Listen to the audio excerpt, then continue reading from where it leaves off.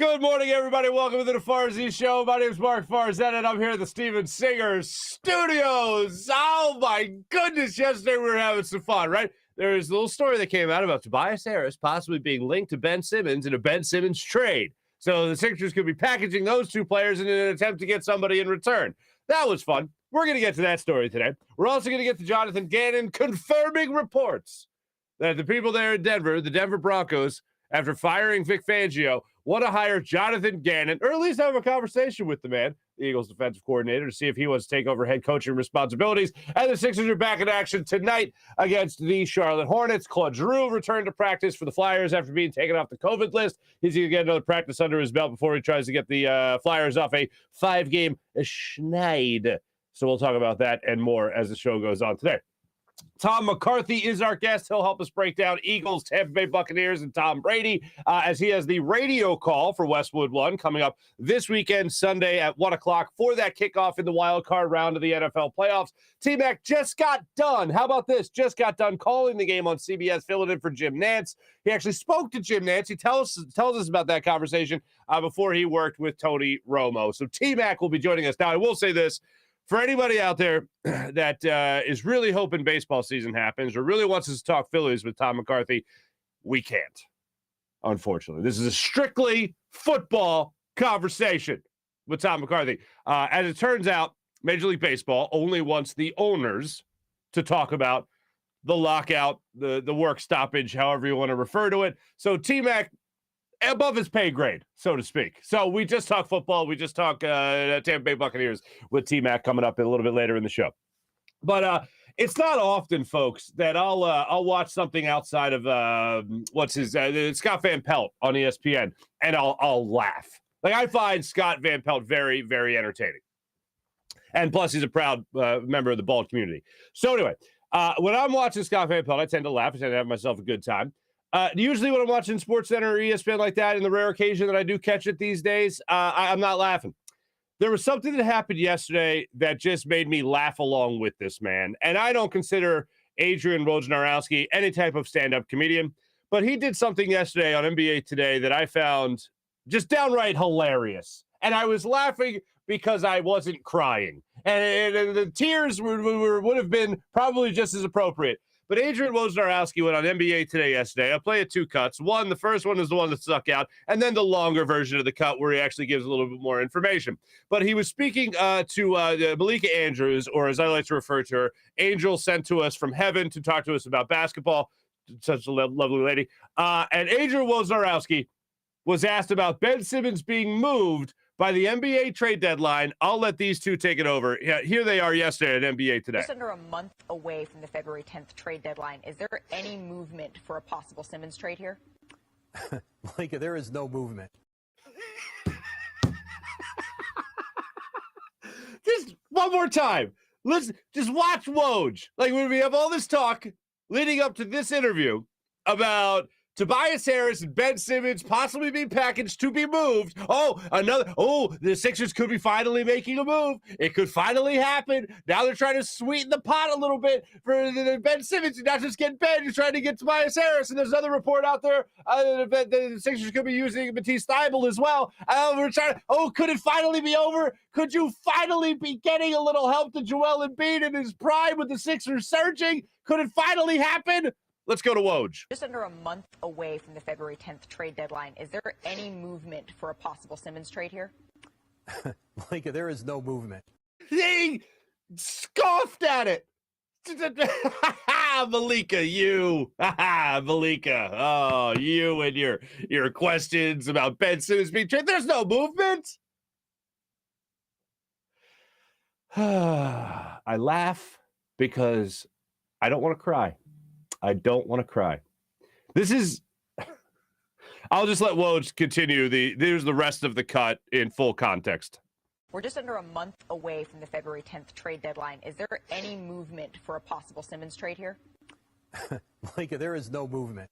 And listen, we may be in this situation all the way until the NBA draft. Because, listen, right now you look at Philadelphia and the kind of players available to them in a Ben Simmons trade. Harrison Barnes in Sacramento, Domantas Sabonis, Indiana, And listen, John Collins in Atlanta, that's not going to move the needle at this point for Ben Simmons. And listen, they would, especially positionally with those players, power forwards. For Philly, it doesn't make any sense, hypothetically, if they took any of those guys on in big deals and to still have Tobias Harris on your roster at the same position, making closer to $40 million a year over the following 2 seasons. And so unless they could expand the deal, make it bigger, listen, Atlanta's not taking back Tobias Harris in a deal with Ben Simmons. Could they route Tobias Harris somewhere else? Listen, it is a lot of money on his contract. Listen, right now, I think Philadelphia continues to be content to wait. And, you know, their philosophy all along has been if we get a trade package back that doesn't make us a championship contender, doesn't get us back to that level that we felt we were with Ben Simmons, we're not doing it. We are so screwed.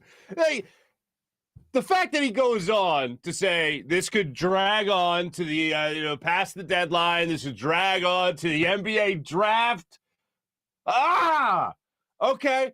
And then the fact that he also scoffs, there's a double scoff there from Woj, which typically I find very arrogant, but when he does it, I find it adorable. But anyway, he's out there and he goes, the whole thing with John Collins, that report that's out there, it's out. Get out of here with that.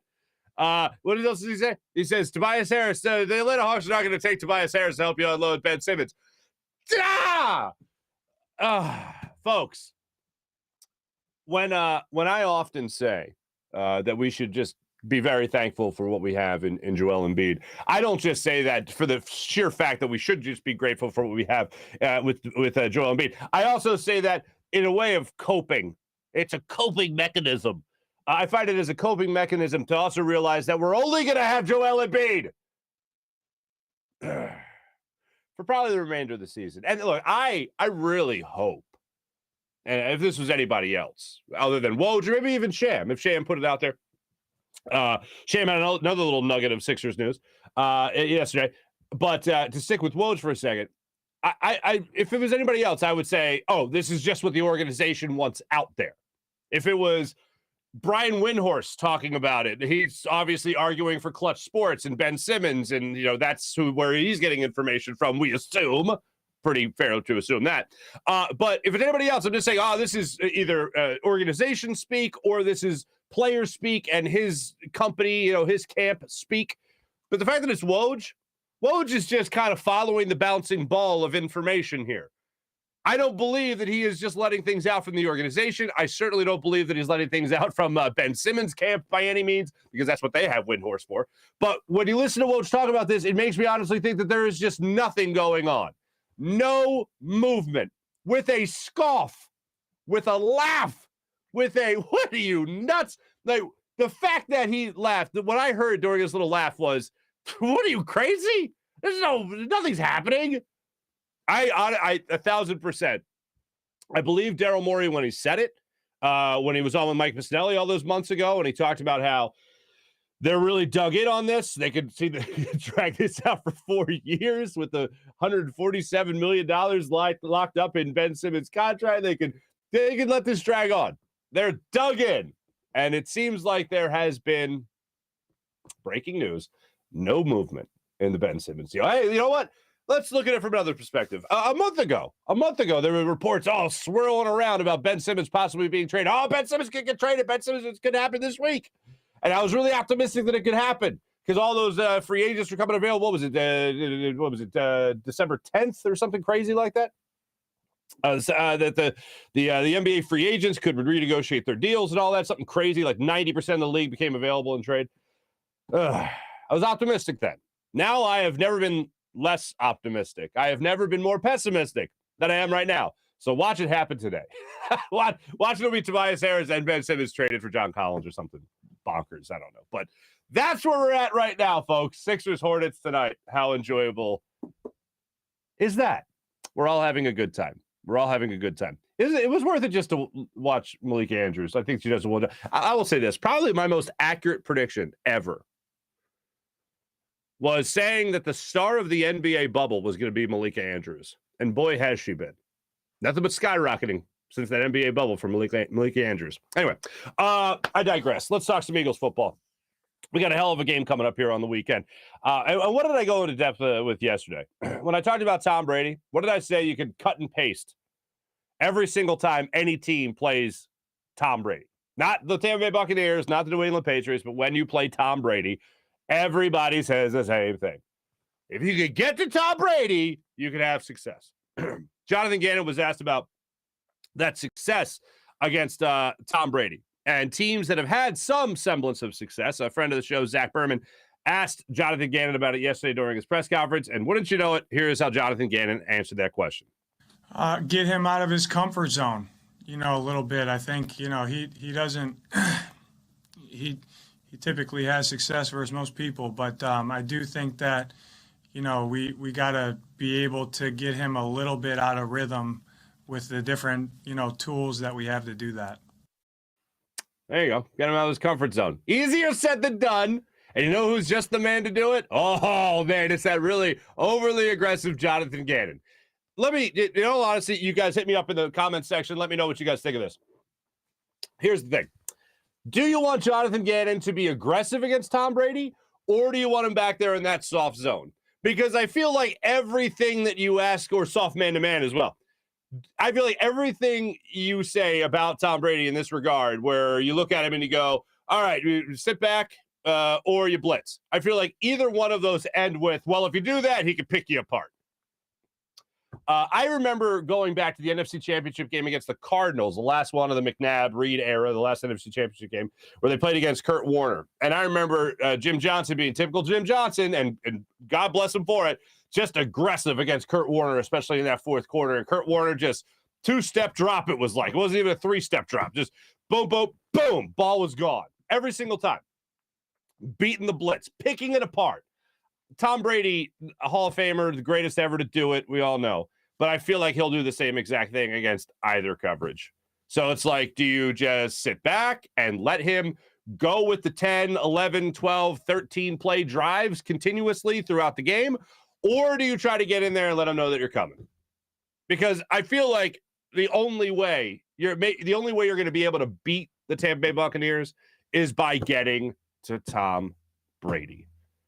It's not sitting back. And the only reason I bring up the other argument is because that's basically what we have seen from Jonathan Gannon throughout this season, is sitting back, not forcing quarterbacks into mistakes. Whether it's Daniel Jones or it's Tom Brady, whoever it might be.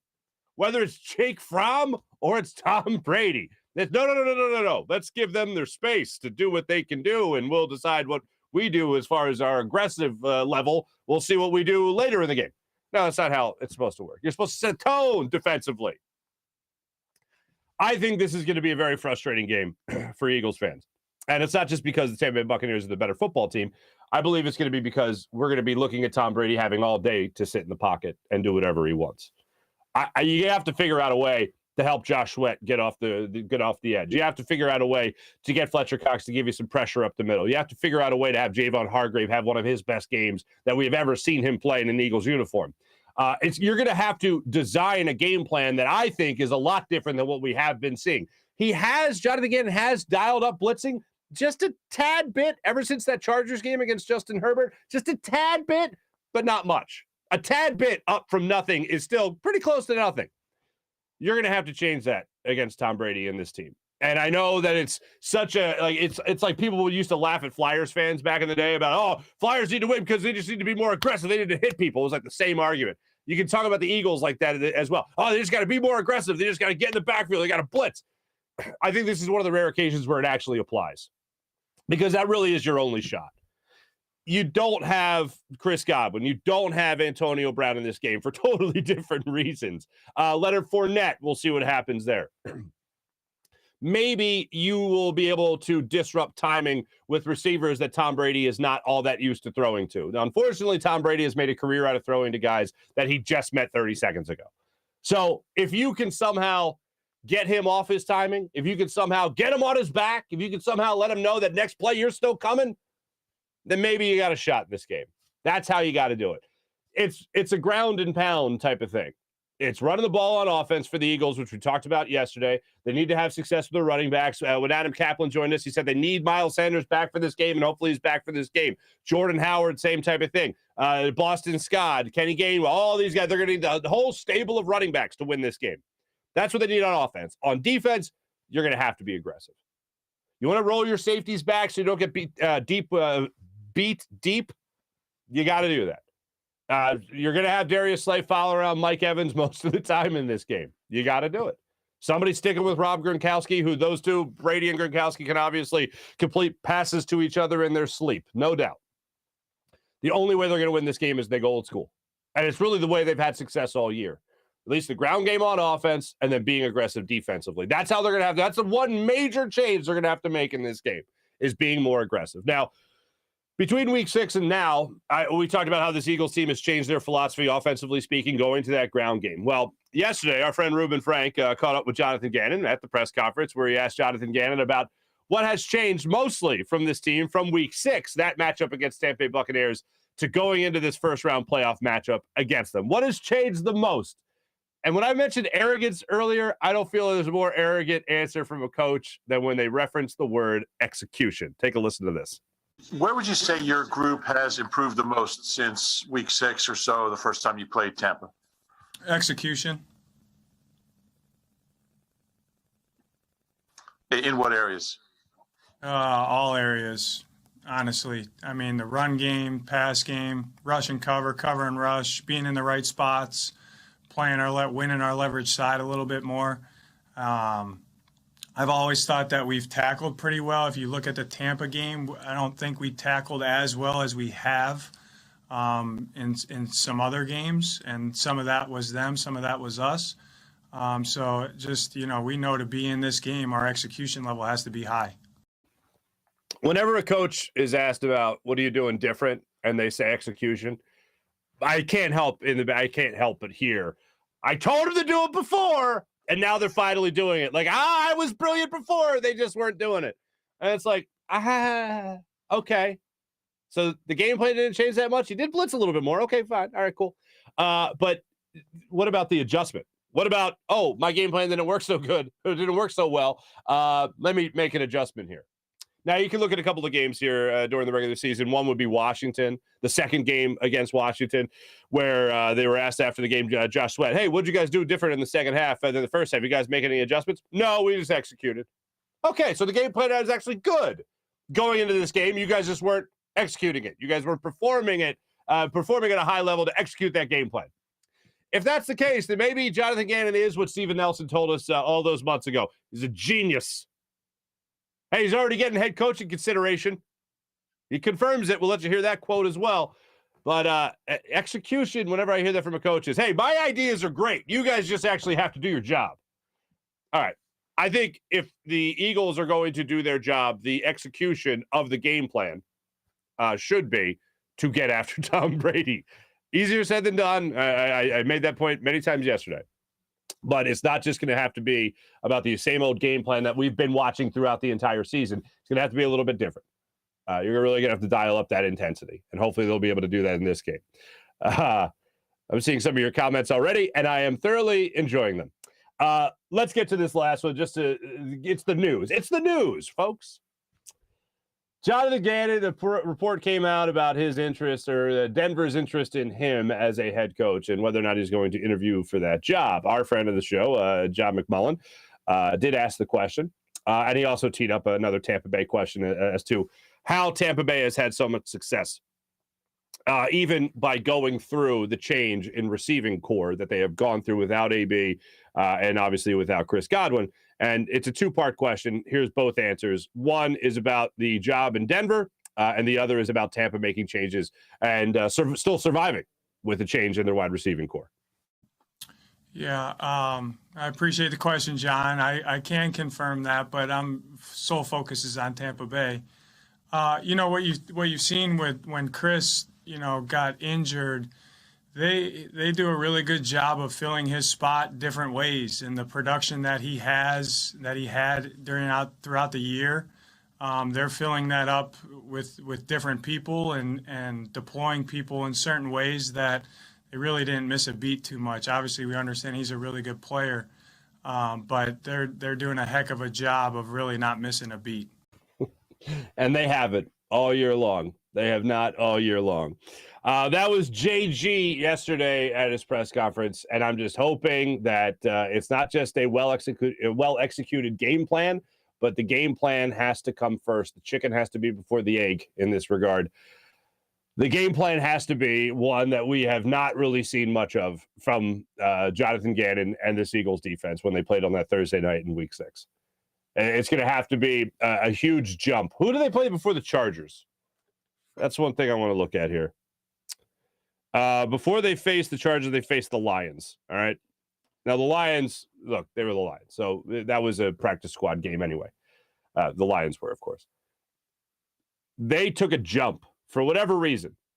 They went on a huge jump. They jumped. They blitzed, I think, twice as many times as they had in the Lions game. They jumped from that as their average to, it was like whatever it was, 6 times to 12 times against the LA Chargers. We're going to have to see that jump again this time around against Tom Brady. Oh, he'll stand by and pick you apart. Yeah, he'll also stand by and pick you apart if you allow 11, 12 play drives as their season, or as their game goes on. Make them play your game. Don't let them play theirs. Fingers crossed. You'll have a shot. Ground and pound, defense, get after it. That's how you basically have to approach this game. Let me tell you, my good friend, before we get to Tom McCarthy, let me tell you my good friend Steven Singer of Steven Singer Jewelers, the other corner of 8th and Walnut, right in Philadelphia. For over 40 years, Steven Singer of Steven Singer Jewelers has been taking care of Philadelphia because he loves to be in the love business. Steven, this is what he does. He puts everything at the perfect price. Some other jewelers, they try to mark things way up just to mark them down in front of you, make you feel like you're negotiating, your haggling is working. Guess what? They're still winning. They're still making out. But at Steven Singer, you walk in, you get the perfect price every single time. So you don't got to worry about all that. No hassle, no haggle every single time at Steven Singer Jewelers. If you're ready to get engaged, they have Ready for Love diamond engagement rings standing by at the ready. You walk in, they'll show you on the display. They're just beautiful. You want to do something a little bit different, they'll walk you through all the beautiful inventory they have for diamond engagement rings. Tennis bracelets, diamond earrings. We talked about the Anita diamond studs around Christmas time. These things are spectacular, and they still got them. So make sure you check out my friend Steven Singer of Steven Singer Jewelers, the other corner of 8th and Walnut, right on Jewelers Row in Philadelphia. One place, one price, the perfect price every single time, and always online at IHateStevenSinger.com. That's IHateStevenSinger.com. Without further ado, let's talk to our good friend Tom McCarthy. Again, folks, we can't talk baseball with him, unfortunately. Thanks MLB, not Union. Sorry. Thanks to the owners, we can't do that. But he is calling the Bucs game with Ron Jaworski, as a matter of fact. The Eagles-Bucs game this Sunday for Westwood One, and he just came off of working with Tony Romo for CBS. So let's talk to our good friend Tom McCarthy about all that and more.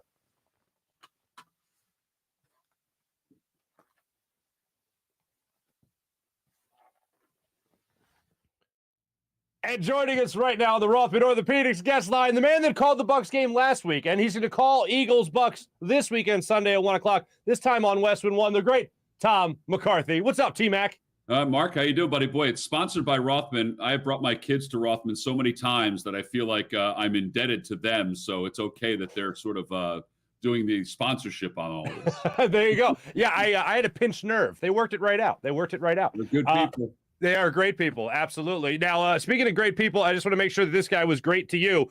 Tony Romo treated you okay, right? Like you guys, like that was cool. Great. He was great. Yeah, he was great. He's like a big kid. It's kind of cool to be in, his sort of presence while he's getting ready for a football. I mean, he loves the game so much. Loves every bit of the game. That it's kind of cool to see how he operates, and he was tremendous to be with. He really was. He was a great teammate. I mean, the whole crew. They were just great teammates. When are you, Nance, and Romo going out golfing? When's that happening? Well, if we did, I'd have to get a lot of shots because those two are really good. That was the thing too. I talked to Jim a couple times last week, and I was so happy that he was healthy and feeling great. And he was unbelievably gracious, as he always is with me, in preparation for the game itself. And that was my biggest thing when they asked me if I would do it. I said, "Is Jim okay?" And they're like, "Oh, he's fine." And he was. I talked to him, a couple of different times, and he was feeling great, which was awesome. That's great. Now I know you're a very busy man. Just to go over your schedule real quick. You were just in Tampa, and are you in Dayton now? Where are you right now? Dayton, Ohio. Yeah, it's weird because I haven't really been that busy, but it just so happens that after the first of the year, college basketball kind of intertwines with the NFL. So that's when I feel like I'm probably my busiest before the baseball season. So yeah, I landed in Philly on Monday morning. I already had a flight to Dayton already set, so I was like, well, I'm not going to do a different connection. So I sat in the airport for about 3 hours and then got on the plane to Dayton. And the biggest shock was I went from 86 to 16 as far as the degrees go. Just lovely. Just lovely. Now, will you be in Tampa again this weekend? Yeah, so I'll be in Tampa this weekend doing the game on Westwood One with Jaws, which is really cool that Westwood One has paired the two of us. You know, Jaws and we've never done a game together. We've known each other for a long time, but our worlds have not collided when it comes to Westwood One. So I'm excited about that, you know, because let's face it, I get the guy that's got the perspective on postseason games against the Buccaneers since he played in one, even though, I don't know how you feel, even though the uniforms were a whole lot better back then, I thought. Oh, absolutely. Buccaneers. So I'm excited about that. It's going to be great. All right. Now, what's something like we know about the Bucs, we know about that Tom Brady guy, you know, we know about Mike Evans, but since the Eagles played the Bucs in that Week 6 matchup, both are very different teams. What was something that you learned about the Bucs before you did the game with CBS? Like, what was something you learned really coming away from that game, I should say? Well, the one thing that I do know is that they're banged up at the receiver position, which we all know, plus the Antonio Brown situation. So they've got to deal with that. So they are different from that standpoint.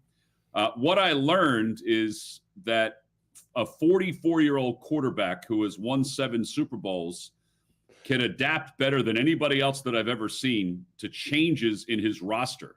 I mean, Tom Brady was quiet in the first quarter because they didn't have the ball that often, but he was able to pick apart the Panthers defense, which is obviously different than the Eagles defense in the secondary. But his adjustments in game are remarkable if you haven't watched it in person. That's what really stood out to me. Can the Eagles run offense attack this run defense? Will they have success in that category, you think? I think that's the key, Mark, because I have 2 keys.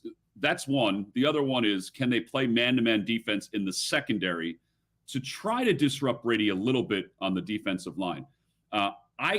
Can they get outside running the football? That, to me, is the key, because inside, I don't know if there's going to be a lot of room inside with Vea and Ndamukong Suh. Those guys are loads, and I think you got to get to the edge. Now, the Buccaneers are going to get Shaq Barrett back, and they're going to get a couple of other, maybe Levante David back in the middle. Jason Pierre-Paul should be back on the edge. So that does make things a little different. But I think if the Eagles can get outside with their run game and even their short pass game, they can have some effectiveness offensively. But it's a big if. It really is. I've been asking a lot of people this question leading up to the game, and I'll continue to do that, and I'll do it right now with you, Tom.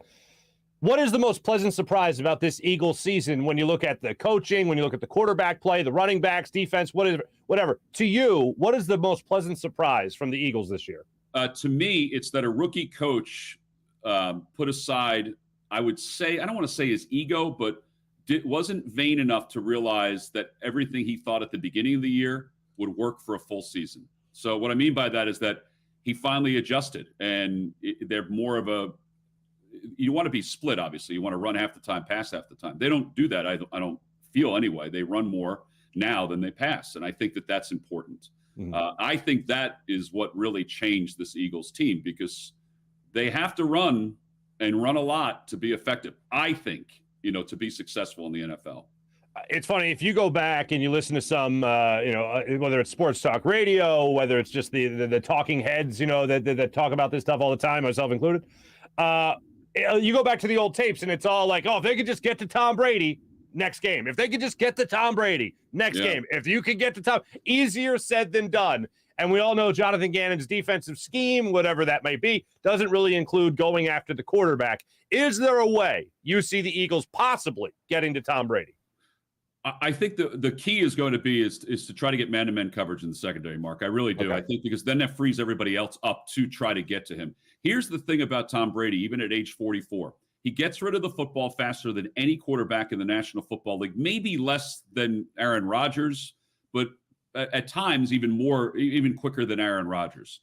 So he also is able to pick apart what your defensive alignment is so quick at the line of scrimmage. I think when Byron Leftwich allows him to sort of call a play when he gets up to the line of scrimmage, they are the most effective. So I still think you have to try to disrupt him, whether it's with some sort of scheme up front, whether it be some twists up front on the defensive line, things like that.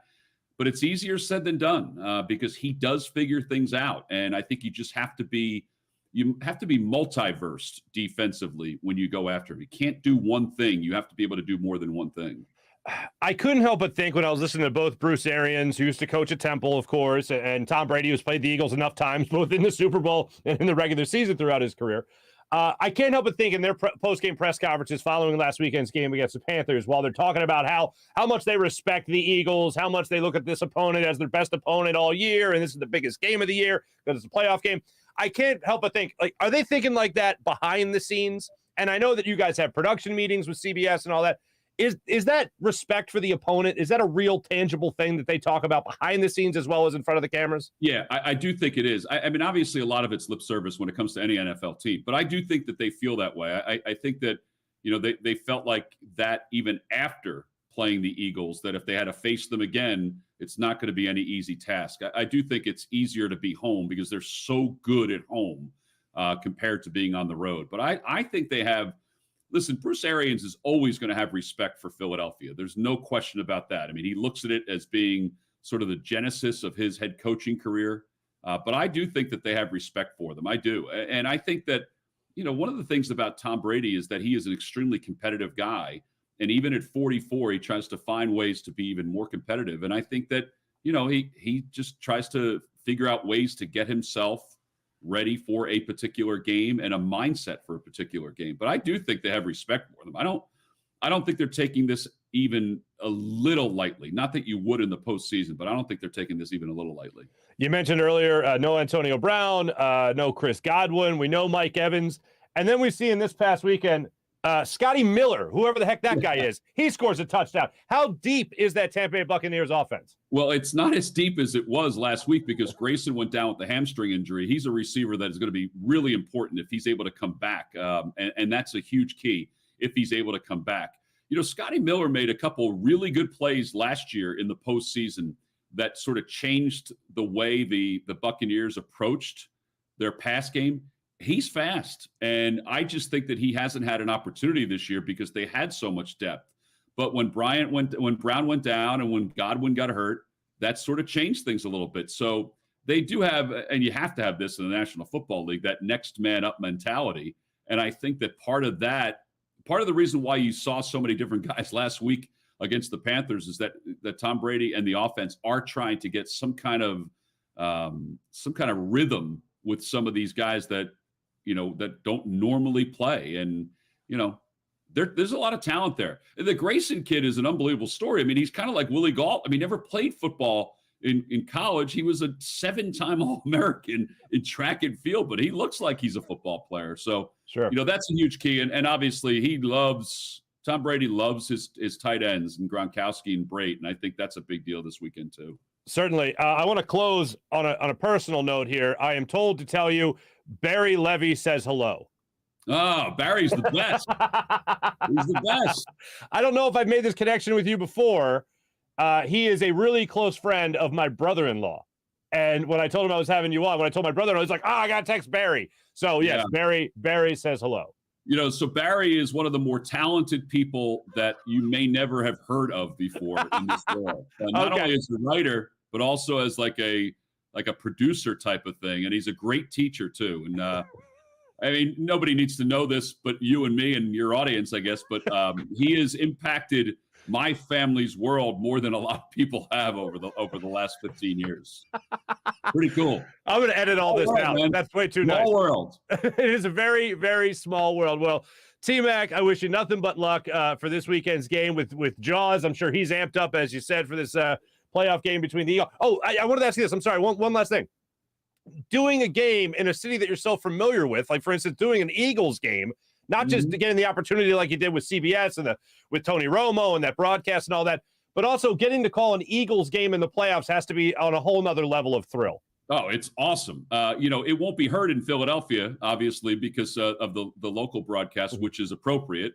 But it's awesome. I mean, for me, even through osmosis, there's information that's flowing anyway. But now it makes preparation so much easier. But it also, it's pretty prideful to see the success of a team in your city, even if it's for only one game. And I don't know if it will be for more, but even if it's just for one game. T-Mac, can't thank you enough for coming on. I know you got a lot of prep to do. You got a big week ahead of you. I really appreciate you carving out some time for us here on the Farzy Show. Thank you so much. Good luck to you the rest of the way, and safe travels, my friend. All right. Thanks, Marc. Appreciate it. Tom McCarthy joining us on the Rothman Orthopaedics guest line. Perfect.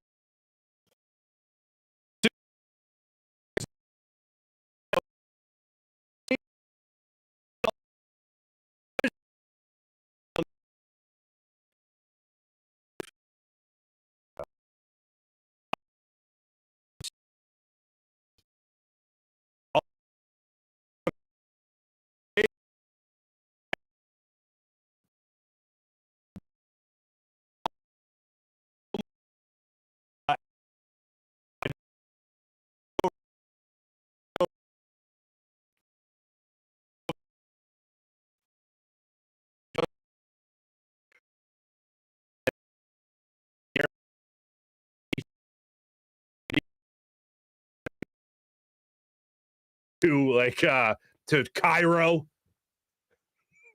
That's Tom McCarthy. I'm following him across the globe. Anyway, couple of things to unpack from T-Mac.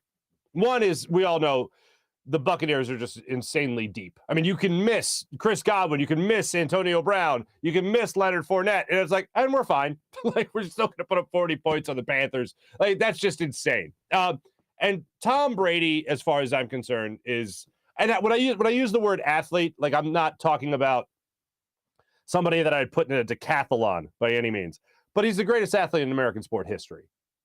I mean, it's just what can I do? Change he's athlete player. He's the greatest player of any sport in American history. It's not even close. And I thought for a long time that would be Gretzky, and I thought for a long time that was Michael Jordan. Wilt Chamberlain, certainly. Not that I got to experience him. But Gretzky didn't win anything after he left Edmonton, and he was surrounded by that amazing core group of players. Jordan had two groups of players for his first and second three-peat, and if I learned anything from watching Last Dance, it was how reliant Jordan was on keeping the band together so that they could continue to have success. Brady did it with a million different versions of a team. It's insane. And the most important position in all of American sport. 10 championship appearances, 7 rings. What? Yeah, I'm going to go ahead and say he's the greatest all around from the 4 major sports and beyond. Just insane. So when we talk about game plan and scheming, here's really what you're waiting for. Tom Brady to have a really off game. Or, another suggestion, Nick Foles outduels him. And that was probably the biggest argument my old partner and I, Trey Thomas, would always have about who outdueled who. Nick Foles outdueled Tom Brady in the Super Bowl. And Trey would say he didn't outduel him. Tom Brady threw for 1 billion yards. Nick Foles only threw for 300 yards, whatever. And I'm like, yeah, but he would. Just because you shot your gun more times than I did, I landed my bullets. I won. I outdueled you. That's a conversation we'll be having for years. But bottom line, it doesn't matter because the Eagles won the Super Bowl anyway. So it's always the same thing about talking about getting to Tom Brady, and hopefully the Eagles can do that. Hopefully Jonathan Gannon devises a game plan. Hey, if Jonathan Gannon is going to be jacking up the price of him as a head coach, shutting down Tom Brady would help that. Being aggressive against Tom Brady would help that. Oh, look, this guy just beat Tom Brady. It's amazing.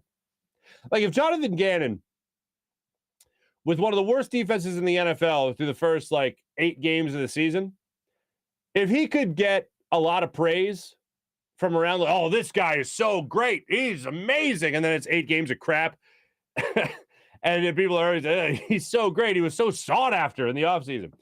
if he can still get that conversation, imagine what he could be after 9 more games of actually good defense, top 10 defensive categories, yards and points, top 10 since week 8, I believe it is. If he could get that conversation in the first half of the season, what could he get in the second half of the season with a great stretch to end the year and shutting down Tom Brady? That price is going up a little bit in Denver, if that's the case. So Jonathan Gannon's got a lot riding on this game as well. Not just a playoff win, not just against Tom Brady, but the fact that he's going to be going right to a job interview after. Yeah, okay. It's a big game for JG.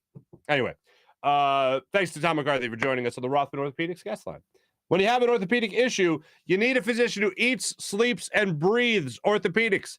You need an exceptionally specialized Rothman Orthopaedics physician. They not only specialize in orthopedics, but each of their physicians only focuses in on one area of the body, which means you can have the confidence to get past the pain and be what you were. Visit them at one of their 30-plus locations in Pennsylvania and New Jersey, including 4 orthopedic-only urgent cares. Learn more at RothmanOrtho.com. That's RothmanOrtho.com. Side note, I saw some people in the chat saying hi to Barry. Hello again, Barry. Yes, my brother-in-law's really good friend. Small world. We were helping my brother-in-law move, and that's how I met this guy. And he goes, "Oh, you're the media guy. You're the sports guy from Philly." And I go, "Yeah, hey, nice to meet you." Because, you get described by, I guess, your profession. When you don't know somebody. "Oh, yeah, my brother-in-law's coming over. He's a sports guy in Philly," whatever.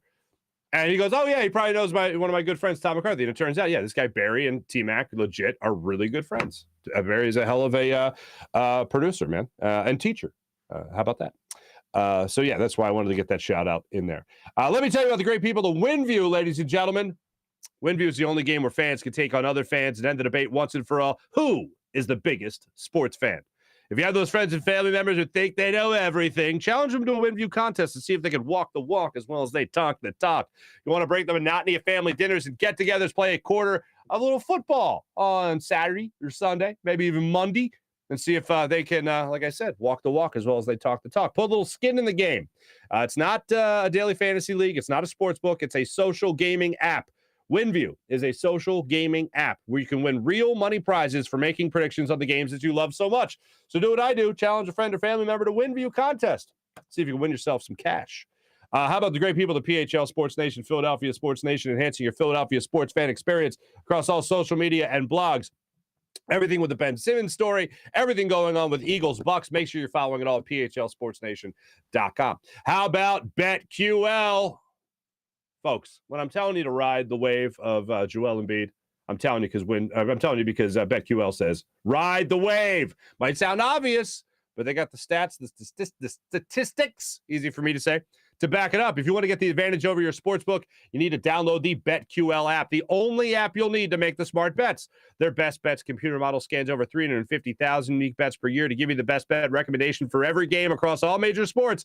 And they give you the reasoning behind why you should place that bet. Their model covers everything from point spreads, over, unders, player props as well. If you don't want to use their model and prefer to do your own research, BetQL has all the necessary tools to do so. Everything from sharp data, line movement, team summaries, lineups, injuries, breaking news, and even a leaderboard for you to track your own success. And you'll have a lot of it when you use BetQL. Head to the App Store or Google Play Store now to download the BetQL app.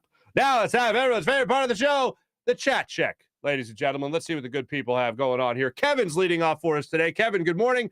Nice to have you. Happy Wednesday to you. John Cheeseborough, good morning. Lester, good morning. John says, T-Mac, you mean the voice of the Phillies and Sunday's #1 NFL broadcast crew on CBS. He did a great job with Romo. He really did. He did a great job with Romo. He absolutely did. Al, good morning. Taylor. Fuji, what's up, Fuji? Howard, what's going on? Sean, nice to see you. Ian. Add in zoom up. Okay. John, this is a bald Hall of Fame you've put together. SVP and T-Mac and Farzy join the bald club from Married with Children, and they vote like this. All in favor? Bald. All opposed? Hair. Ian says add zoom off to the bald club. So here's a little fun fact about me and my youth. I've never seen Married with Children. I know it exists. I can't say that I've ever sat down and watched an episode. I can say that I would try to sneak in some time with Married with Children. Is it on? Yeah, okay. It was not permitted in the household.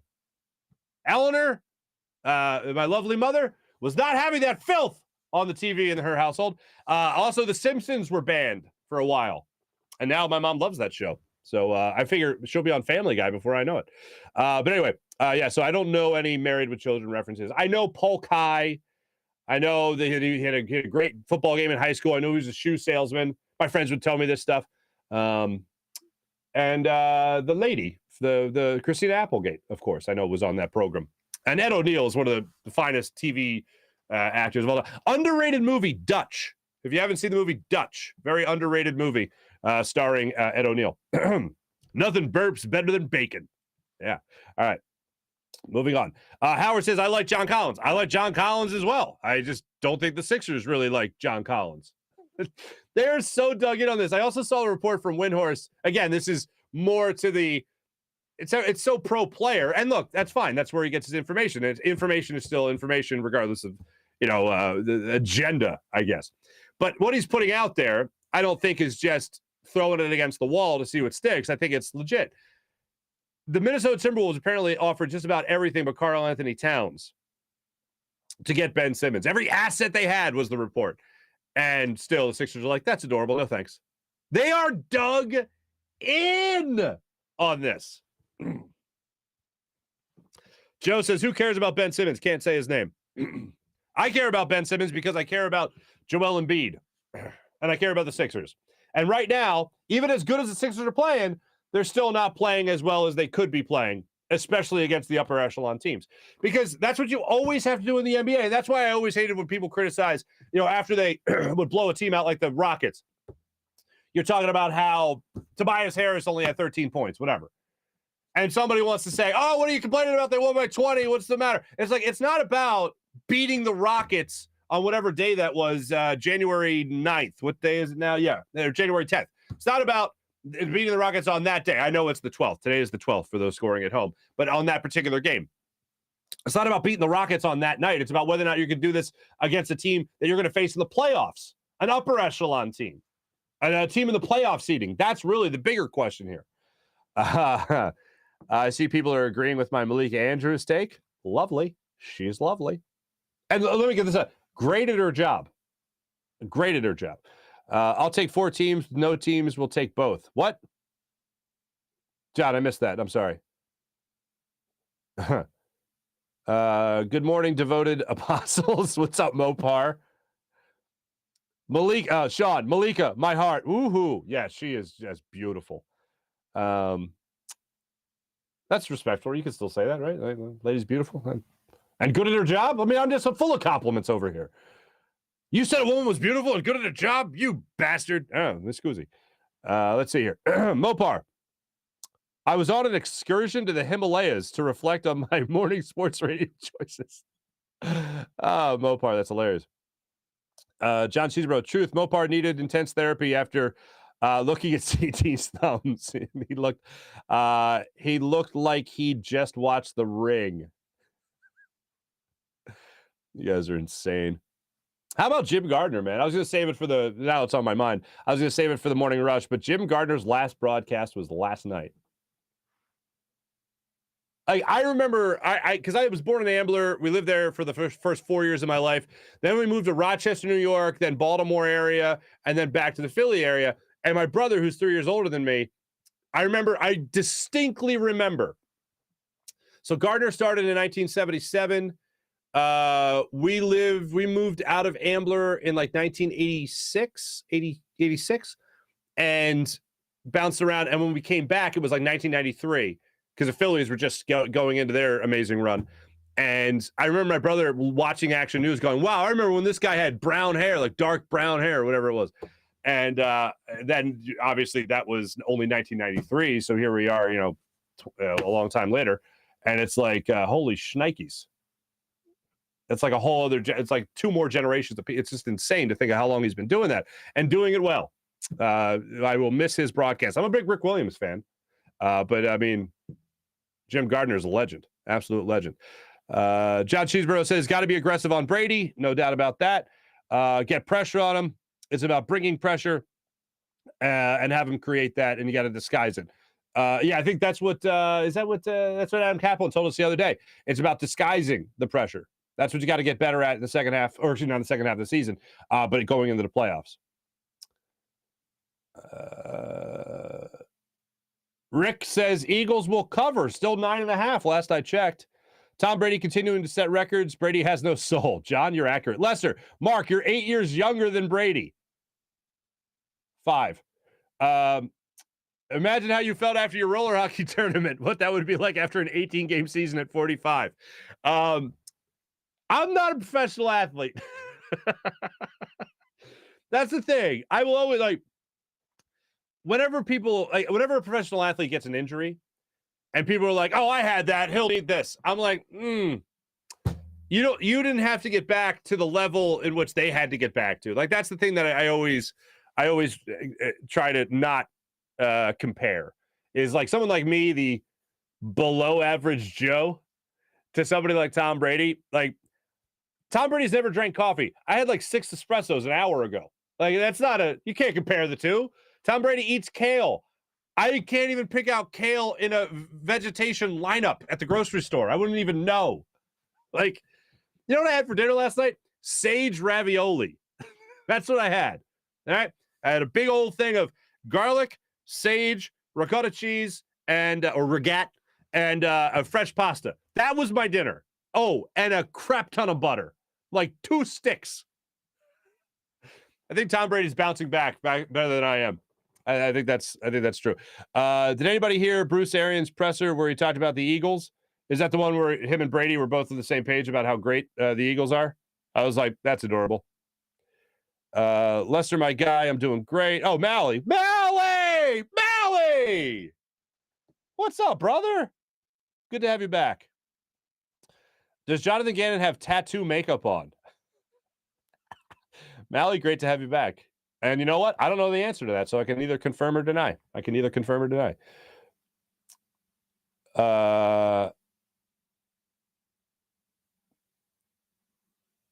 Okay. Yeah. Arian's talking about how complimentary it was with the Birds. Acknowledge that they're a much different team than they were in week 6. Both teams are very different. John, absolutely. Rick, how you doing? Oh, Rick, how about Steve? Rick says, was Steve Nelson right? About Jonathan Gannon being a genius? Look, maybe there is some genius, and I hate using that term. I don't like throwing it around, but I won't say genius. I'm not going to use that word. I'll say there's some smarts about realizing what you have as a coach and coaching to what you have. When Jonathan Gannon said, I don't have a scheme, we all jumped on it. However, maybe it's smart to not have a scheme with a bunch of players, good amount of them you can't rely on, and to do their job in a specific scheme on a week in, week out basis. Maybe you actually have to make constant adjustments. And maybe the one thing that you're always going to, maybe the one constant, other than making constant adjustments, but the one constant through all the adjustments is going to be having your players play off of wide receivers. Now, he's inched closer over the last couple of weeks because he could, but maybe realizing that you can't get that pressure on the quarterback, on your defensive line and your linebackers, and you can't send blitzes like that. Maybe the way you adjust to that is making sure that your corners, for the most part, and your safeties, for the most part, are playing far off the ball so that you don't get beat deep. Maybe there is some genius too. No, let's give the offense 10 to 13 plays a drive and let them make a mistake, as opposed to us just allowing that one big play to happen and we never had a chance on it to begin with. I still say be aggressive. I still say it's the only way you can win this game. Mopar says today is National Kiss a Ginger Day today. Let's all rejoice. All you redheads, stand up and be counted. Congratulations. Flores deserves a job. I don't know. The Miami Dolphins are just morons. But unfortunately, they're not dumb enough to give the Eagles a higher draft pick in the first round. Al, what's going on, Al? Good morning. Mopar, Tom is Farzi's Mac Daddy. Okay. James, what's going on? I know he's not a Philly guy, but he feels like he's our guy, if that makes sense. Who, Tom McCarthy?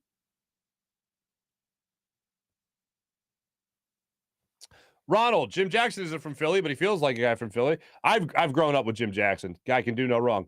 Loving the Dominican Stew. I don't know why. Julian, that makes one of us. I know he's dirty, but he's reliable and he's a polished investor. Okay. Lester, Ego. Farzy, was he listening to you the other day? Ego.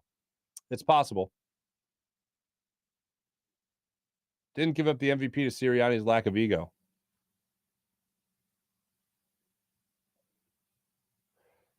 Ego. Lester, didn't you give MVP to Sirianni's lack of ego? Was it was it T-Mac that just said ego? Or was I'm trying to think if it was Adam Kaplan. But even they were like, even whoever it was, my memory's messed up. But even if it was T-Mac or Adam Kaplan, regardless, I don't like ego is an interesting word. I guess you could say that.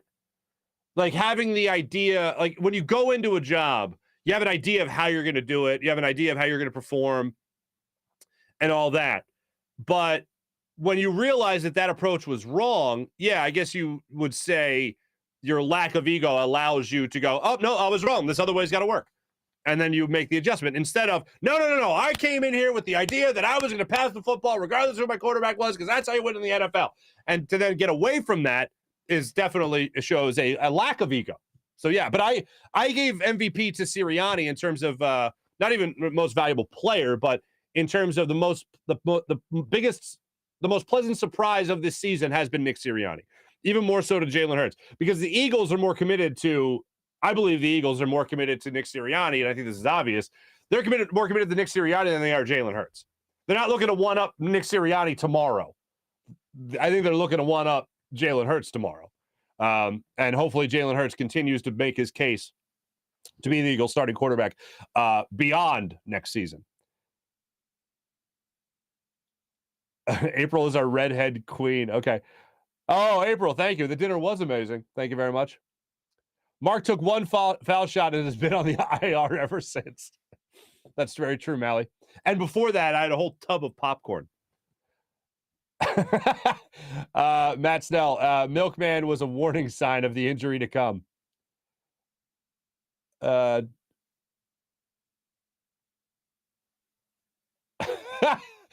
John, JC, you and I are like-minded. I knew what Action News was doing. So if you didn't see it, Jim Gardner signs off. He has about a 7-minute closing monologue that was just poignant and beautiful, as you would expect.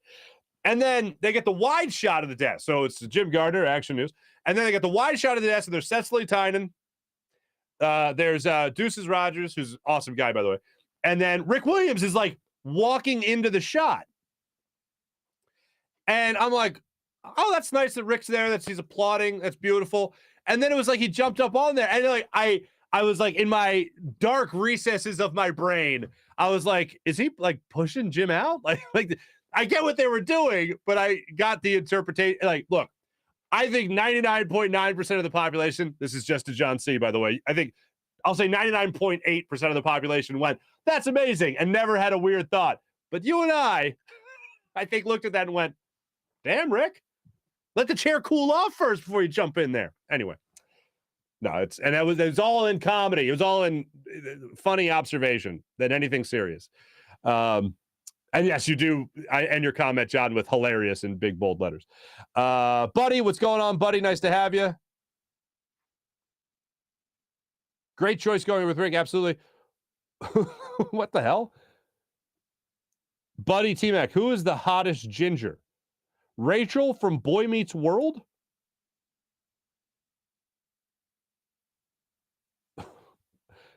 Is there another option?